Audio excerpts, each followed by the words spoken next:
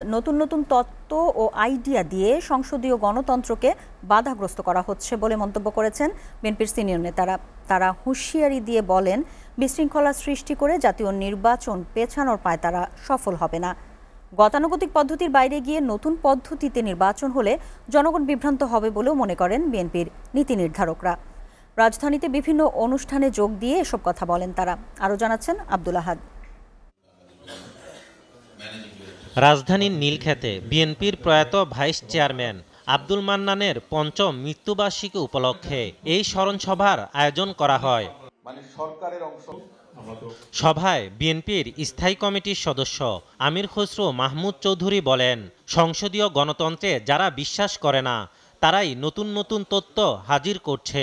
অনেক ধরনের নতুন নতুন তথ্য আইডিয়া নিয়ে অনেকে আসছেন, তারা নিজেদেরকে খুব বেশি বুদ্ধিমান ব্যক্তি মনে করছে।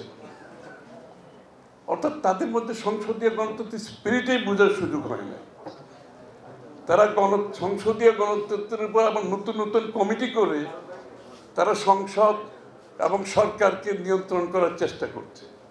এদিকে রাজধানীর ইঞ্জিনিয়ার ইনস্টিটিউশনে জুলাই অভ্যুত্থানের শহীদদের সম্মাননা অনুষ্ঠানে অংশ নেন বিএনপির স্থায়ী কমিটির সদস্য ডাক্তার এজেডএম জাহিদ হোসেন ও হাফিজউদ্দিন আহমেদ।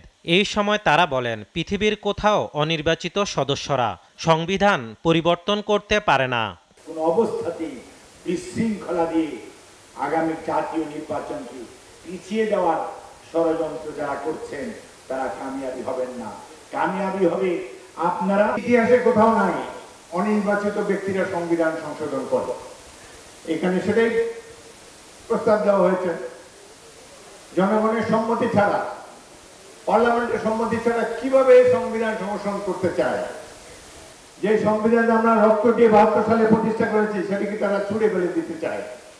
রাজধানীতে এক সেমিনারে দলের সিনিয়র যুগ্ম মহাসচিব অ্যাডভোকেট রুহুল কবির রিজভী বলেন, শুধু সংরক্ষিত নারী আসনের ক্ষেত্রে পিআর পদ্ধতি পরীক্ষামূলকভাবে ব্যবহার করা যেতে পারে।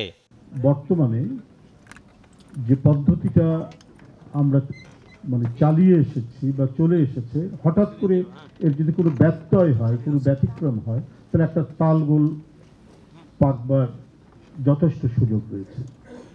দেশে যাতে আবার ফ্যাসিবাদের উত্থান না ঘটে সেজন্য সবাইকে সজাগ থাকতে হবে বলেও জানান রিজভী। এই বিষয়টা কণ্ঠ যত উঁচু হবে তখন এই পলিটিক্যাল পার্টি এবং নেতৃবৃন্দের মধ্যেও এই উপলব্ধিটা আসবে যে উপযুক্ত ব্যক্তি এবং পার্লামেন্টে রিপ্রেজেন্ট করার মতো ব্যক্তি বা রাজনীতি করার মতো ব্যক্তিকেই চুজ করতে হবে। আব্দুল আহাদ, এসটিভি, ঢাকা।